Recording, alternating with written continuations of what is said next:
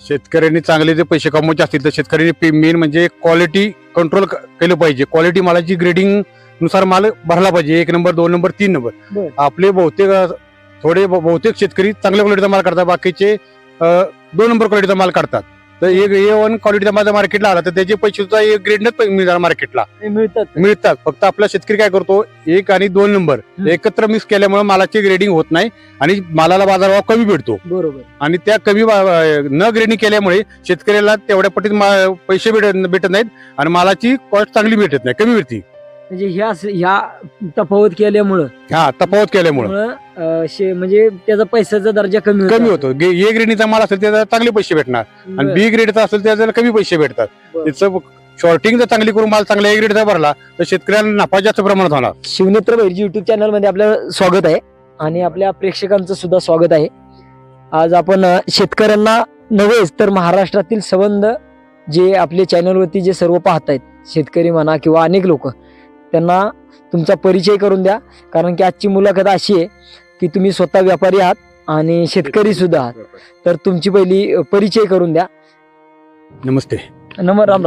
मी संजय गणपत बिलारी. मी मावशी तालुक्यातील अवकळे गावचा रहिवासी असून मी स्ट्रॉबेरीचा धंदा APMC फ्रूट मार्केट वाशी येथे करीत आहे. ह्याच्या अगोदर माझे मोठे भाऊ अशोक बिलारी करत होते आणि त्याच्या अगोदर माझे वडील मुंबईला करत होते. क्रॅफ्ट मार्केट पासून आमचा धंदा चालू आहे मुंबईमध्ये. आता नवी मुंबईमध्ये जसं आमच्या 2 पिढ्या झाल्या की ही 3री पिढी चालू आहे स्ट्रॉबेरीचा धंदा करायची मार्केटला मुंबईला.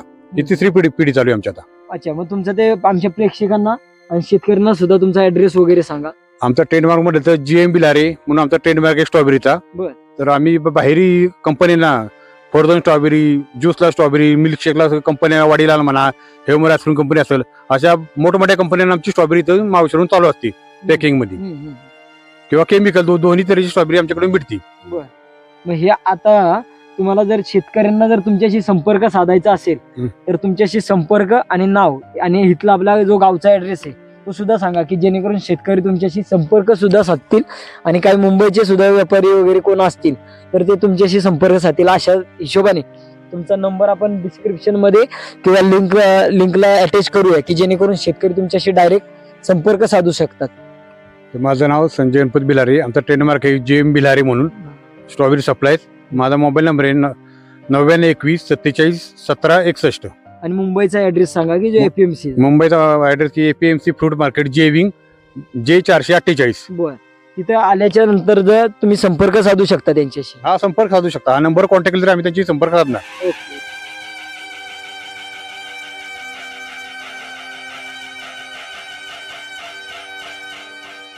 आणि आज आपण तुमची स्ट्रॉबेरीची लागण वगैरे कशी केली त्याच्याबद्दल मार्गदर्शन करा आणि तुम्हाला जे तुम्ही स्वतः शेतकऱ्यांच्या तालुक्यातील शेतकऱ्यांची जी शेती खरेदी म्हणजे स्ट्रॉबेरी खरेदी करता त्याच्याबद्दल तुम्ही मार्गदर्शन करा. तर पहिलं आपण स्ट्रॉबेरीची कशी काय लागण केली, तुम्ही स्वतः शेतकरी सुद्धा आहात. ही स्ट्रॉबेरीची लागणीवरती बोलायचं झालं तर ही सर्व रूप अमेरिका, इटली, पोलंडवरून बाहेरून आयात करावी लागतात आपल्याला मे मध्ये. आणि मेच्या नंतर मग आपल्या इथं मावशीला जास्त पावसाचं प्रमाण असल्यामुळं मावशीला काय स्ट्रॉबेरीची रोपं तयार होत नाहीत. तरी तिची स्ट्रॉबेरीची रोप आपल्याला इथून 30 किलोमीटर वाईमध्ये तयार करावी लागतात. इथं 3 ते 4 महिने. केव्हापासून तुम्हाला करायला लागतं?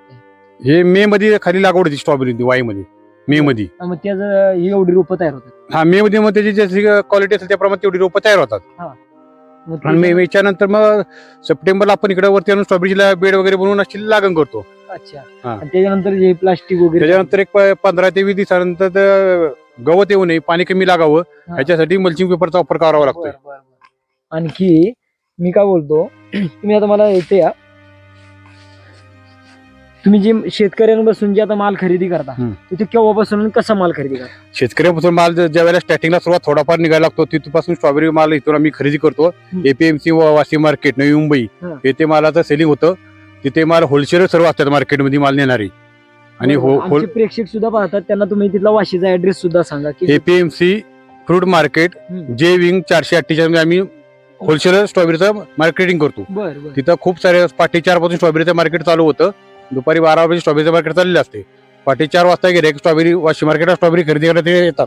तुमच्यापाशी माल कुठून घालताय? माल म्हणजे आपले अवकाळी गाव, गुताड, उंबरी, बिलार, दानवली चिखली अशा तालुक्यात पूर्ण खूप गाव आहेत. म्हणजे तालुक्यातील सर्व शेतकरी पूर्ण तालुक्यातून शेतकऱ्यांचा माल पूर्ण एपीएमसी वाशी मार्केटला जातो विक्रीला. खरेदी कशा हिशोबाने त्याची खरेदी आणि विक्री कशा हिशोबाने होते ते 500 ग्राम तर तालुक्यातील शेतकऱ्यांना सुद्धा कळावं की जेणेकरून तुमच्यापाशी कसं खरेदी करता आणि त्याच्यानंतर विक्री सुद्धा कशी केली जाते. नाही, इथून आपले एक अर्धा किलोचं पॅकिंग असतं बॉक्सचं, ते अर्धा किलोचं पॅकिंग हा. इथून ट्रान्सपोर्टनं मार्केट जातं आणि बरं. तिथं मग होलसेलचं अशी ज्याला जशी लागल तशी तो स्ट्रॉबेरी तिथं बॉक्स घेऊन मग पूर्ण मुंबई किंवा मुंबईच्या बाहेर कर्जत गुजरात बलसाडपर्यंत लोक स्ट्रॉबेरी तिथून विक्री Export करतात. सुद्धा होते. एक्सपोर्टला चालते, फक्त एक्सपोर्टला ऑर्गॅनिक स्ट्रॉबेरी चालते, बरं. केमिकलची एक्सपोर्टला चालत नाही स्ट्रॉबेरी. अच्छा. म्हणजे फवारणी वगैरे केली. फवारणी. हा. आणि आता तुम्ही जो माल खरेदी करता शेतकऱ्यांचा, तो शेतकऱ्यांचा माल त्याच्यामध्ये काही त्रुटी आढळतात का तुम्हाला, की जेणेकरून आज शेतकरी चिंतेत असतो की आम्हाला भाव मिळत नाहीये, काय पैसा खर्च होतो त्यांचा, तर तशा हिशोबाने शेतकऱ्यांना सुद्धा मार्गदर्शन तुम्ही करा की तुमच्याविषयी ज्यावेळेस माल येतो आणि मग त्या मालामध्ये काय कमी असते आणि मग मालाचा दर्जा ढासाळतो, मग किंमत कमी होते, तर थोडंसं शेतकऱ्यांना मार्गदर्शन करा की जेणेकरून माल तुमच्यापाशी चांगल्या क्वालिटीचा यावा आणि त्यांना पैसा सुद्धा किंवा त्यांनी केलेल्या कामाचं मोल सुद्धा त्यांना मिळावं. शेतकऱ्यांनी चांगले जे पैसे कमवायचे असतील तर शेतकऱ्यांनी मेन म्हणजे क्वालिटी कंट्रोल केलं पाहिजे. क्वालिटी मालाची ग्रेडिंग नुसार माल भरला पाहिजे, 1 नंबर 2 नंबर 3 नंबर. बरं. आपले बहुतेक शेतकरी चांगल्या क्वालिटीचा माल काढतात, बाकीचे 2 नंबर क्वालिटीचा माल काढतात. तर एक A1 क्वालिटीचा माल मार्केटला आला तर त्याचे पैसे सुद्धा एक ग्रेडनच मिळणार मार्केटला ते मिळतात. फक्त आपला शेतकरी काय करतो, 1 आणि 2 नंबर एकत्र मिक्स केल्यामुळे मालाची ग्रेडिंग होत नाही आणि मालाला बाजारभाव कमी भेटतो. बरोबर. आणि त्या कमी न ग्रेडिंग केल्यामुळे शेतकऱ्याला तेवढ्या पटीत पैसे भेटत नाहीत आणि मालाची कॉस्ट चांगली भेटत नाही, कमी भेटते.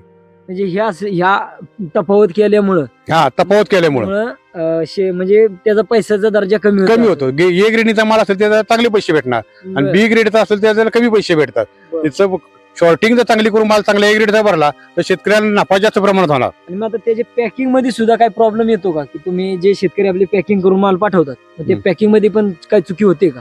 पॅकिंग भरताना चुकी होते ना. एक साईजची फळं शेतकरी काय भरत नाहीत, लहान मोठी साईज कमी जास्त 1 नंबर 2 नंबर साईज असेल तर प्रॉब्लेम होतो ना. मार्केटला विक्रीला प्रॉब्लेम, समोरचा येणारा तेवढ्या पैशाने माल नेत नाही तो, असा प्रॉब्लेम. मग त्या समोरच्या विकणारा सुद्धा तेवढे पैसे भेटत नाहीत ग्रेडिंग चांगली नसेल तर. म्हणजे त्याची जी दिसताना आहे ती एक लेवल चांगली, एक लेवल एक ग्रेडचा माल पाहिजे.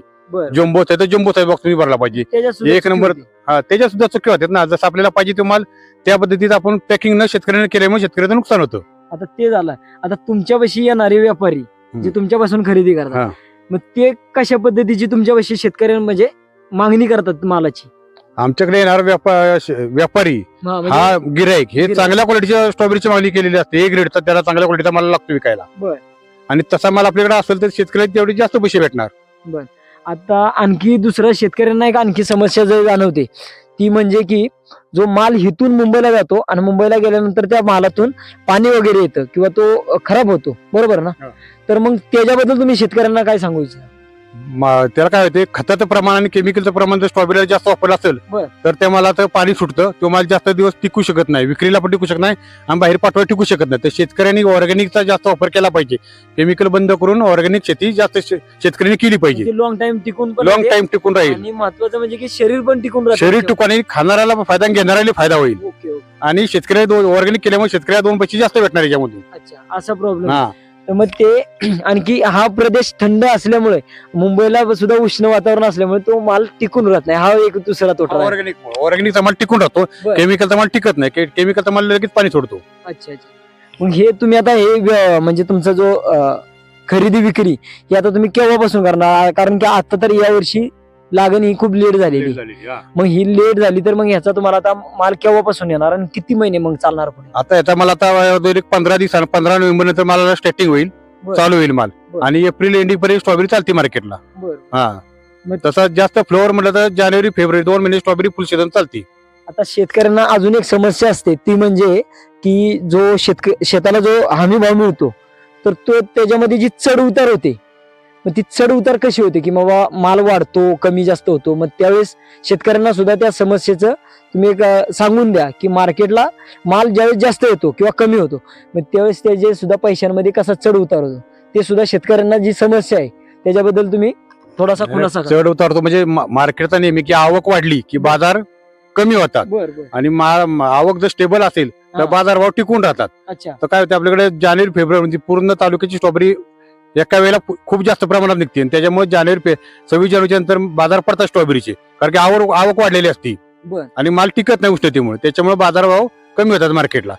तर मार्केटला माल लेवलला आला तरच बाजारभाव टिकणार मार्केटचे. बरोबर आहे. आता दुसरी एक गोष्ट राहिली की आज तालुक्यातच आपल्या महाबळेश्वर तालुक्यात स्ट्रॉबेरी व्हायची, तर ही स्ट्रॉबेरी आता बाहेरच्या राज्यांमध्ये किंवा जिल्ह्यांमध्ये अनेक ठिकाणी आता स्ट्रॉबेरी होती. मग त्याचा आपल्या शेतकऱ्यांना आणि आपल्या तालुक्याला काय त्याचा फटका बसतो? आता आपलं कसं आपल्या तालुक्यात ज्यावेळेस स्ट्रॉबेरी निघायची महाबळेश्वरला त्यावेळेला आपल्या स्ट्रॉबेरीला बाजार खूप भेटायचा. पण आता नाशिकवरून मुंबई मार्केटला खूप मोठ्या प्रमाणात आवक होती स्ट्रॉबेरीची, त्याच्यामुळे आपल्याला 20 ते 25% फटका बसला, म्हणजे तोटावर झाला शेतकऱ्यांचा बाजारभावामध्ये. जे 100ला बॉक्स आपल्या अर्धा किलोचं खपत होतं ते नाशिकच्या मालामुळे 60, 65, 70 रुपयाची रेंज आली त्या बॉक्सची. तर परराज्यातून येणाऱ्या स्ट्रॉबेरीमुळे आपल्याला नुकसान झालेली, फार मोठं नुकसान झालेली. ह्याचा शेतकरी तुम्हालाच नव्हे तर पूर्ण संबंध शेतकऱ्यांना सुद्धा याचा शेतकऱ्यांना त्याचा मोठा फटका शेतकऱ्यांनाच बसतो पहिले प्रथम. कारण आणि आता मला एक सांगा की ह्याच्यामध्ये साधारण तुम्ही भांडवल किती गुंतवता, मग त्याच्यातून शेतकऱ्याला काय फायदा होतो? कारण की तुम्ही व्यापारी सुद्धा आहात आणि हे विक्रेते सुद्धा, शेतकरी सुद्धा आहात, तर ह्याच्यामध्ये तुम्ही भांडवल घालताना मग त्याच्यातून बेनिफिट काय होतो का? आता स्ट्रॉबेरी तर शेती म्हटलं तर फार अवघड झालेली, एकतर मनुष्यबळ स्ट्रॉबेरीला भेटत नाही आणि केमिकलच्या याच्यामुळे खर्च वाढलेला आहे, फवारणी स्प्रेचे प्रमाण वाढलेले, त्यामुळे स्ट्रॉबेरीत पहिल्यासारखं आता एवढं उत्पन्न राहिले नाही लोकांना, मजूर भेटत नाहीत. आता खर्च जास्त होते, इन्कम प्रॉफिट स्ट्रॉबेरी कमी होते लोकांना. अच्छा. तुम्ही आमच्या शिवनेत्र भैरजी युट्यूब चॅनलला प्रतिक्रिया दिल्याबद्दल तुमचं मनापासून आभार व्यक्त करतो. आभार. आणि आता तुम्ही जशी प्रतिक्रिया शेतामध्ये दिली तशीच आम्ही तुम्हाला एपीएमसी मार्केटमध्ये सुद्धा भेटायला येऊया की आमच्या शेतकऱ्यांचा माल हा कशा पद्धतीने तुम्ही विक्री करता आणि तिथे काय उलाढाल होते, कसा माल येतो, गाडीमधून कसा त्याची आवाहन देवाण होते, मग त्या मालाचा दर्जा केव्हा ढासळतो किंवा बरोबर नाही का, मग त्याचं तुमच्यापर्यंत हातामध्ये येईपर्यंत त्या मालाचे काय होते, काय कंडिशन होते, हे आपण तुम्हाला पूर्ण एपीएमसी मार्केटमध्ये जसे की गाडीमध्ये हमाल लोक काय करतात, त्याच्यानंतर ते व्यापाऱ्यापर्यंत कसं पोहोचते आणि व्यापाऱ्यापासून विक्री सुद्धा कशी होते, छोटे छोटे जे व्यापारी मुंबईमध्ये फिरणारे असतात त्यांच्यापासून, हे पूर्ण आपण तुम्हाला या व्हिडिओच्या माध्यमातून येणाऱ्या काळामध्ये ज्यावेळेस माल चालू होईल स्ट्रॉबेरीचा ते तुम्हाला व्हिडिओच्या माध्यमातून दाखवणार आहोत. तत्पूर्वी आपण सुद्धा शिवनेत्र भैरजी युट्यूब चॅनलला जर पहिल्यांदाच असाल तर सबस्क्राईब करा, शेअर करा आणि लाईक करा. एवढंच बोलतो आणि मी इथेच थांबतो. जय जवान जय किसान.